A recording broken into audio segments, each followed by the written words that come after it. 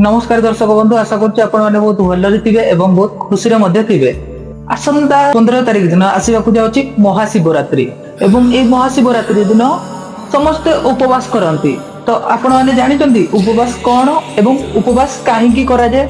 उपवास एथि पय करा जाय कि आमे जहाँ भी खाद्य ग्रहण करंती से खाद्य अनुसार हमर मानसिकता होइते, आहार अनुसार हमर विचार होइते।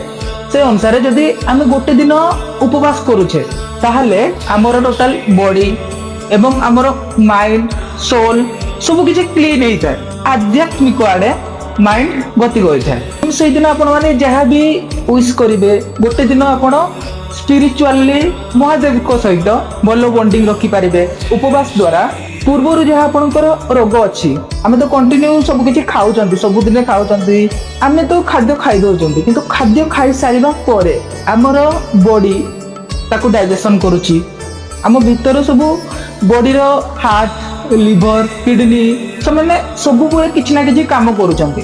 जदि आमे गोटे दिन फास्टिंग करिबा ताहले आम बॉडी को रेस्ट मिलियो। आमे सोउचंती किंतु हमर बॉडी से हजम करूची, खाद्यर अनावश्यक जिनिस को पुणी बाहर करूची, बॉडी सब बेले काम रे लागि रहउची। सेति भाई जदि आपण माने गोटे दिन फास्टिंग करिवे ताहले आपणकर बॉडी को रेस्ट मिलिबो, आपणकर एकाग्रता आसी पारिबो एवं ता सहित आपण माने ध्यान सहित आराधना मध्ये करि पारिबे।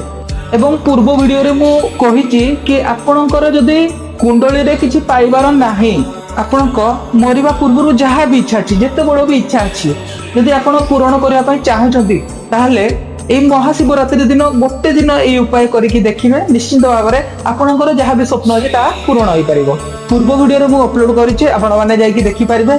देखिकि गोटे थर ट्राई करिकि देखंतु, तापर देखिबे निश्चित भाबरे तार बेनिफिट आपणको मिलिबो। रहउछि नमस्कार, जय जगन्नाथ।